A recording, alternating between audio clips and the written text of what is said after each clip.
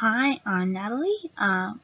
This is for Assessment 2 in EDF4268. So we've got the 4 reflection questions. What is the educational importance of the health and physical education learning area? I believe that health and physical education are extremely important when it comes to the student health and well-being, both during their school life and post-school experiences. What students learn during school is very often the routine when they finish school.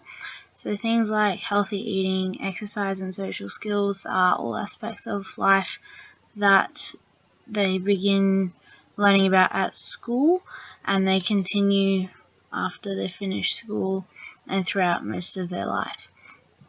Students who learn the benefits and consequences of particular health determinants are more likely to lead a healthier life and also think about the well-being of others.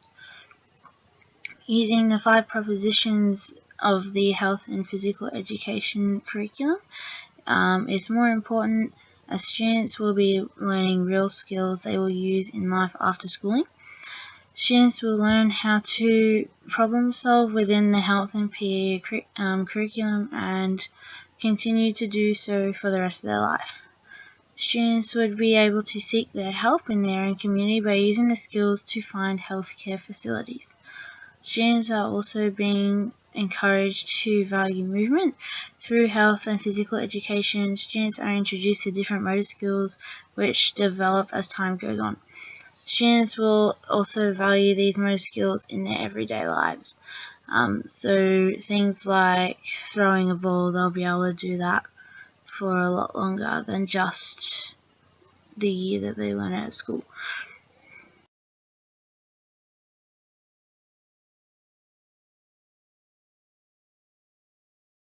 Some of the considerations when selecting and using health education resources in your teaching. The sources should promote active learning for the students. Tasks that promote problem solving and decision making will enable them to make more informed decisions both now and later in life. The task should also be promoting communication skills and negotiating. Having these skills will allow them to be more competent in life in general. Students would be more employable and be able to seek help more effectively through great communication skills. These skills should be followed very closely by social action skills. Students will be able to be more prepared for different social situations that they will be able to make the most of through their health education. The resources also need to facilitate an educative focus and a strengths-based approach. Resources need to also have been produced by reputable sources, such as the Commonwealth, state and territory governments. Other reputable sources include universities, organisations, Australian news, data or statistics. These sources are created from research to enhance the education of the future generations. The resources need to support high expectations and explicit teaching strategies so that students have a clearer understanding of what is being taught and having a lower chance of having misconceptions about anything in relation to health and PE. Does the resource address the varying learning needs in the classroom and have a well-being focus during their active learning? I think it's very important to have resources that address all the needs of the students, or try and get as many as you can that can address the needs of all students in your class, as it helps them to learn.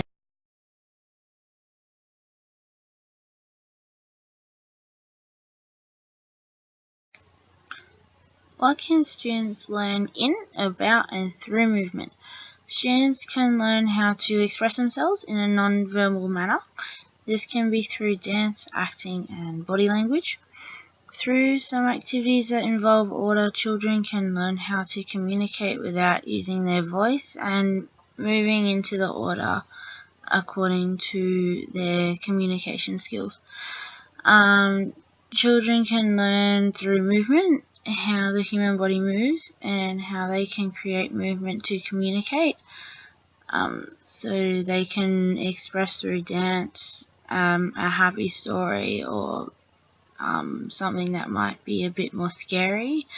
Students can expand their range and quality of skills in physical education. The skills they broaden is learnt through experiences with each concept to achieve functional understanding. The concepts are advanced to skills as children move to higher levels of performance. Once they understand a movement concept, it can be used in combination with other concepts and skills. An example of this can be as little as learning how to grip a pencil as well as the movement of their hand to create legible writing, to as big as how to kick a football by keeping your legs straight and following your legs through and keeping your eye on the ball to kick the ball as far as you can.